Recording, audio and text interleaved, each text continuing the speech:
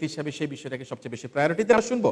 আগ্রান উচ্চ বিদ্যালয়ের নাটোর থেকে আগত তাদের দ্বিতীয় বক্তা শিলা জয় এবার তার বক্তব্য উপস্থাপন করবে। প্রতিপক্ষের বক্তব্য শুনে মনে হচ্ছে টেকসই উন্নয়ন মানে এক পুরুষে গড়ে ধন আরেক পুরুষ খায়, পরের পুরুষ এসে দেখে খাওয়ার কিছু নাই। কেননা টেকসই উন্নয়নের সংজ্ঞায় সবচেয়ে গুরুত্বপূর্ণ দিকটি হলো বর্তমানে চাহিদা পূরণ করে ভবিষ্যৎ প্রজন্মের চাহিদা পূরণের জায়গাটি অক্ষুণ্ণ রাখা। কিন্তু তাদের দেখানো উন্নয়নের প্রেসক্রিপশনে এ বিষয়ে সুনির্দিষ্ট কোনো দিক নির্দেশনা নেই। বলা হয়ে থাকে কৃষক বাঁচলে বাঁচবে দেশ, হবে সোনার বাংলাদেশ।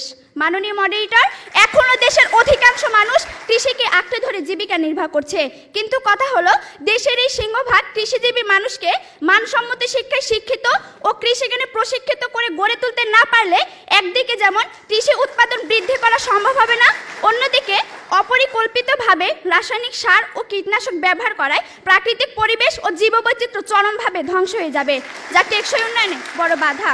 তাই আমাদের বক্তব্য হলো মাননীয় মডারেটর, কৃষিজ উৎপাদন বৃদ্ধি ও প্রাকৃতিক বিপর্যয় রোধ করে টেকসই উন্নয়ন নিশ্চিত করতে শিক্ষা খাতে আরও বেশি বিনিয়োগ করে শিক্ষা ব্যবস্থায় কিছু কৃষিবান্ধব পদক্ষেপ গ্রহণ করতে হবে। আর সেই পদক্ষেপগুলো হলো: 1. কৃষি গবেষণায় বরাদ্দ বাড়াতে হবে। 2. কৃষি শিক্ষার প্রসারে আরও বেশি কৃষি বিশ্ববিদ্যালয় স্থাপন করতে হবে। এবং 3. কৃষকদেরকে প্রশিক্ষণের আওতায় এনে প্রশিক্ষিত জনশক্তি হিসাবে গড়ে তুলতে হবে। আর তার জন্য শিক্ষাক্ষেত্রে অধিক বিনিয়োগের কোনো বিকল্প নেই। লক্ষ্য করুন প্রতিপক্ষ, সাম্প্রতিক সময়ে বিশ্ব ব্যাংকের এক জরিপে দেখা গেছে বাংলাদেশের মোট জনসংখ্যার 70% বয়স 32 বছরের নিচে, যাকে বলা হয় ডেমোগ্রাফিক ডিভিডেন্ড। মাননীয় মডারেটর, আমরা বিশ্বাস করি ডেমোগ্রাফিক ডিভিডেন্টে এই সুবিধা ভোগ করে আমরা খুব দ্রুত উন্নত দেশে পরিণত হব এবং দারিদ্র্যের হারও হয়তো সাময়িকভাবে কমবে।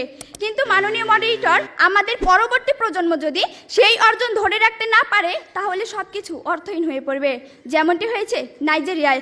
অথচ মাননীয় মডারেটর, আমরা যদি সিঙ্গাপুর কিংবা মালয়েশিয়ার কাছ থেকে শিক্ষা নিয়ে শিক্ষা খাতে অধিক বিনিয়োগ নিশ্চিত করতে পারি, তাহলে মানসম্মত শিক্ষা ও প্রশিক্ষণের মাধ্যমে দক্ষ জনসম্পদ তৈরি হবে এবং অর্জিত হবে টেকসই উন্নয়ন। প্রতিপক্ষ, আপনারা যদি উন্নয়ন ও টেকসই উন্নয়নের মধ্যে পার্থক্য না খুঁজে শুধু আর্থিক উন্নয়নের স্বপ্ন দেখেন, তাহলে তা হবে বোকার স্বর্গে বসবাস করার মতোই বোকামি। মাননীয় মডারেটর, এবার আমি দেখে যাব শিক্ষাক্ষেত্রে বিনিয়োগের সুফলটা কি। লক্ষ্য করুন প্রতিপক্ষ, শিক্ষা এমন একটি খাত যার কাজ হলো দক্ষ জনশক্তি গড়ে তুলে পুঁজির সঞ্চালন ঘটানো। এ প্রসঙ্গে নোবেল বিজয়ী অর্থনীতিবিদ আর্থার শুলজ বলেছেন, প্রাথমিক শিক্ষায় বিনিয়োগ করা সম্পদের সুফল ফেরত আসে 35%, মাধ্যমিক শিক্ষায় 20% এবং উচ্চশিক্ষায় ফেরত আসে 11%।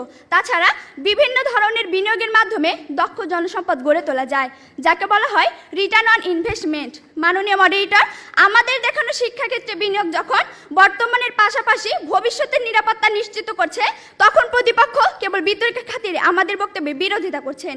প্রতিপক্ষ, দয়া করে টেকসই উন্নয়নে এমন একটি খাত দেখিয়ে যাবেন যে খাতের উন্নয়নে মানসম্মত শিক্ষার প্রয়োজন নেই। আর আপনারা যদি তেমন একটি খাত দেখিয়ে যেতে ব্যর্থ হন, আপনাদেরকে অবশ্যই স্বীকার করে নিতে হবে শিক্ষাক্ষেত্রে বিনিয়োগই টেকসই উন্নয়ন নিশ্চিত করতে পারে। মাননীয় মডারেটর, মানসম্মত শিক্ষার জন্য চাই মানসম্মত শিক্ষক, কিন্তু শিক্ষা খাতে পর্যাপ্ত বিনিয়োগ না থাকায় আমরা তা পাচ্ছি না। কেননা শিক্ষকদের বেতন কম হওয়ায় তুলনামূলক মেধাবীরা এই মহান পেশা বেছে নিচ্ছে না। শিক্ষকদের বেতন শুধু কমই নয় মাননীয় মডারেটর, রাষ্ট্রীয়ভাবে তাদের সাথে অবিচার করা হচ্ছে। মাননীয় মডারেটর, একজন শিক্ষকের সন্তান হিসেবে তাদের অসহায়ত্ব রোজই দেখতে হয় খুব কাছ থেকে। মাননীয় মডারেটর, গত ঈদে আমি যখন একটি ভালো পোশাকের জন্য কান্নাকাটি করছিলাম, তখন বাবা আমার হাতে কাগজ কলম ধরিয়ে দিলেন, আমার দিকে ছুড়ে দিলেন একটি গাণিতিক প্রশ্ন। একজন দিনমজুরের দৈনিক আয় 300 টাকা হলে মাসে তিনি কত টাকা আয় করেন? মাননীয় মডারেটর, মুখে মুখে বাবাকে জবাব দিলাম 9000 টাকা। বাবা আমার কাঁধে হাত রাখলেন, চুলের মাঝে হালতো বিলি কেটে বললেন, মা রে, তোর এই বাবা হাই স্কুলের শিক্ষক হিসেবে মাসে 8000 টাকা বেতন পায়। আমি কোনো প্রশ্ন করতে পারিনি বাবাকে, লজ্জায় বাবার মাথাটা নিচু হয়েছিল। পৌরাত্বের দ্বার প্রান্তে দাঁড়ানো বাবার বয়সী চোখ হতে খসে পড়ে জল। জানি না মাননীয় মডারেটর, আমার বাবার বয়সী চোখ থেকে খসে পড়া জল শিক্ষার মানকে কতটা টেনে তোলার যোগ্যতা রাখে।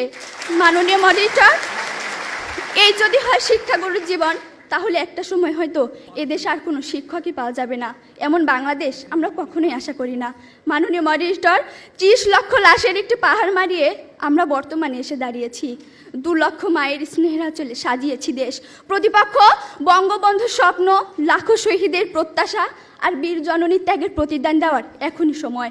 আর তার জন্য চাই শিক্ষাক্ষেত্রে অধিক বিনিয়োগের মাধ্যমে টেকসই উন্নয়ন নিশ্চিত করা। ধন্যবাদ মাননীয় মডারেটর, ধন্যবাদ সবাইকে।